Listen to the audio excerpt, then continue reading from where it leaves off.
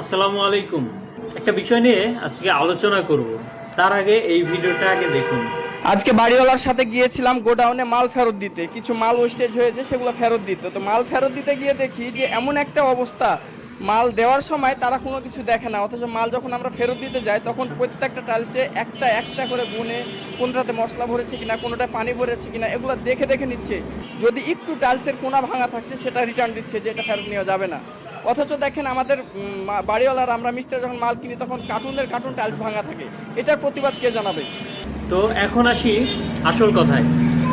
এই মিস্ত্রি ভাইটা ভিডিও করছে, বানাইছে ভিডিও। তো এই ভিডিওর মধ্যে বলছে যে দোকানদারেরা ভাঙা টাইলস ফেরত নেয় না, কিংবা পানিতে ভিজানোর পরে টাইলসগুলো ফেরত নেয় না, তারপরে মশলা থাকলে ফেরত নেয় না। তার আগে আপনাকে একটা প্রশ্ন করব ভাই, আপনি কি কেনার সময় আপনি ভেজা মাল নেবেন, কিংবা মালে যদি মশলা থাকে সেক্ষেত্রে আপনি মালগুলো নেবেন? কেনার সময় তো ইনটেক একদম ফ্রেশ মাল চান আপনারা, ঠিক আছে?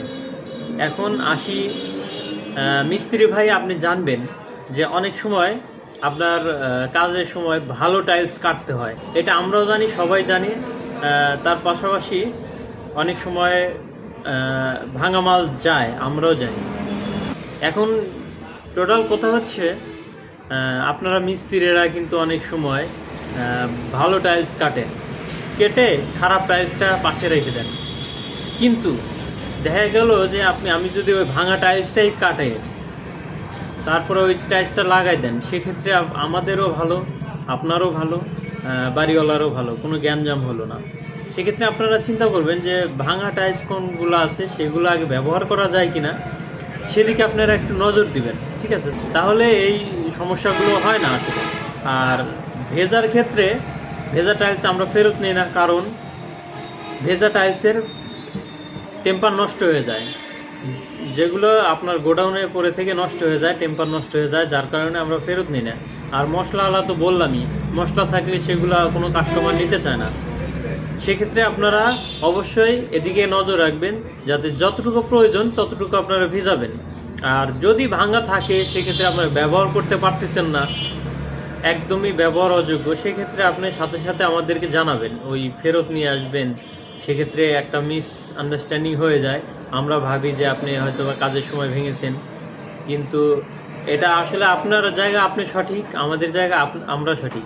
এর জন্য একটা আপনার আলোচনা সাপেক্ষে আসতে হবে, ঠিক আছে? ভাঙা টাইলস ফেরত দিবেন, সেক্ষেত্রে আলোচনা সাপেক্ষে আসতে হবে।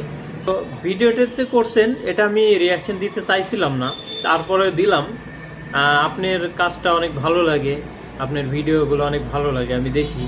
আপনি যদি এই ভিডিওটা দেখে থাকেন, দয়া করে এদিকে একটু নজর রাখবেন। আপনার ব্যবহৃত টাইলস আগেই টোটাল ভেজাবেন না, কিছু রেখে দিবেন, যতটুকু লাগে ততটুকু রেখে দিবেন দয়া করে, হ্যাঁ?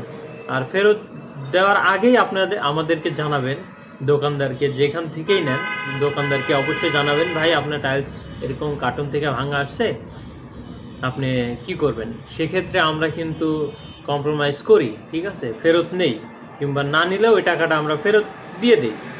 তো বাড়িওয়ালা ভাইদেরকে আমি একটা পরামর্শ দিব, আপনারা যখন টাইলস নেবেন তারপরে মিস্ত্রিকে বলে দিবেন যে ভাই আপনার যতটুকু লাগে ততটুকু ভেজান, তারপরে কাজ শুরু করেন। আর ভাঙা মালগুলো আছে সেগুলো আপনি সাথে সাথে জানান, কিংবা আমাদের হোয়াটসঅ্যাপ আছে, হোয়াটসঅ্যাপে ছবি দিয়ে দেন, ভাই টাইলসগুলো ভাঙা কি করব।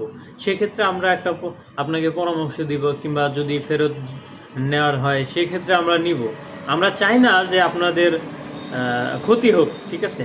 যেহেতু আমরা ভালো মাল দেই, আমরা কার্টুনের মধ্যে অনেক সময় ভাঙা থাকতেই পারে, এদিকে আপনারা একটু নজর দিবেন, ঠিক আছে? ধন্যবাদ।